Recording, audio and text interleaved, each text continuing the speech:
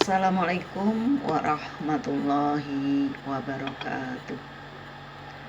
Selamat berjumpa kembali dalam materi mata kuliah Sosiologi Hukum pertemuan ke-11, yaitu penegakan hukum masyarakat. Pengertian daripada penegakan hukum. Penegakan hukum adalah proses dilakukannya upaya untuk tegaknya atau fungsinya norma-norma hukum secara nyata sebagai pedoman perilaku dalam lalu lintas atau hubungan-hubungan hukum dalam kehidupan bermasyarakat dan bernegara. Ditinjau dari sudut subjeknya, penegakan hukum itu dapat dilakukan oleh subjek yang luas dan dapat pula diartikan sebagai upaya penegakan hukum oleh subjek dalam arti yang terbatas atau sempit. Aparatur penegak hukum. Dalam proses bekerjanya aparatur penegak hukum itu, terdapat 3 elemen penting yang mempengaruhi, yaitu institusi penegak hukum beserta berbagai perangkat, sarana dan prasarana pendukung dan mekanisme kerja kelembagaannya.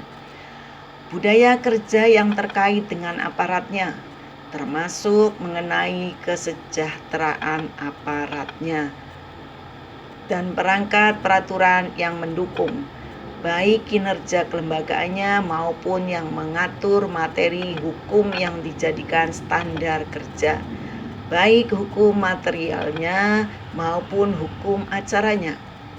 Upaya penegakan hukum secara sistemik harus memperhatikan ketiga aspek itu secara simultan, sehingga proses penegakan hukum dan keadilan itu sendiri secara internal dapat diwujudkan secara nyata. Faktor yang mempengaruhi penegakan hukum.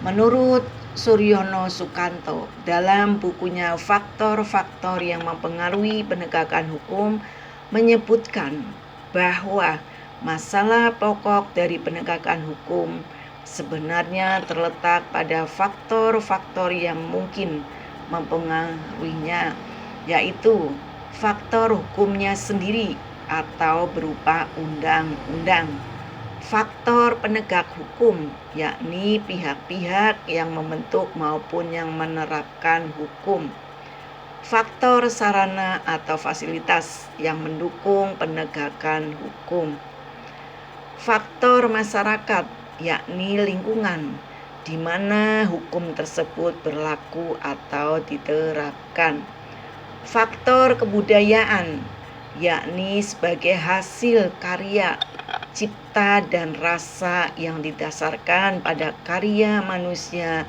di dalam pergaulan hidup. Problematika penegakan hukum di Indonesia. Masalah utama penegakan hukum di negara-negara berkembang, khususnya Indonesia, bukanlah pada sistem hukum itu sendiri, melainkan pada kualitas manusia yang menjalankan hukum. Dengan demikian, peranan manusia yang menjalankan hukum itu menempati posisi strategis. Masalah transparansi penegakan hukum berkaitan erat dengan akuntabilitas kinerja lembaga penegak hukum. Undang-Undang Nomor 28 Tahun 1999 tentang penyelenggara negara yang bersih dan bebas dari korupsi, kolusi, dan nepotisme telah menetapkan beberapa asas. Dampak inkonsistensi penegakan hukum di Indonesia. Penyelewengan atau inkonsistensi di Indonesia berlangsung lama bertahun-tahun hingga sekarang, sehingga bagi masyarakat Indonesia ini merupakan rahasia umum. Hukum yang dibuat berbeda dengan hukum yang dijalankan. Contoh paling dekat dengan lingkungan adalah penilangan pengemudi kendaraan yang melanggar tata tertib lalu lintas.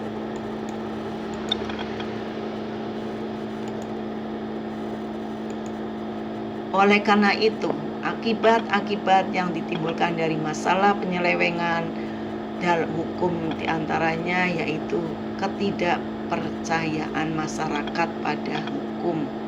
Masyarakat berpendapat hukum banyak merugikan mereka, terlebih lagi soal materi, sehingga mereka berusaha untuk menghindarinya.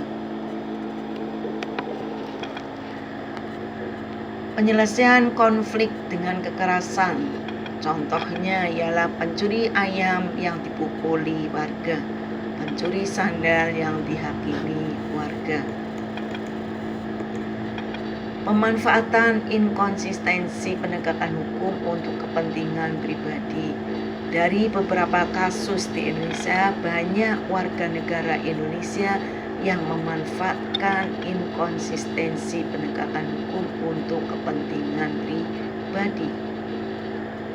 Penggunaan tekanan asing dalam proses peradilan. Dalam hal ini kita dapat mengambil contoh pengerusakan lingkungan yang diakibatkan oleh suatu perusahaan asing yang membuka usahanya di Indonesia.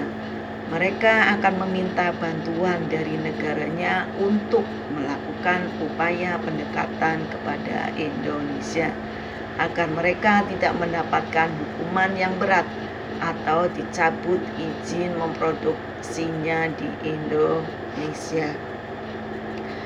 Demikianlah penjelasan secara singkat materi mata kuliah Sosiologi Hukum pertemuan ke-11. Terima kasih. Wassalamualaikum warahmatullahi wabarakatuh.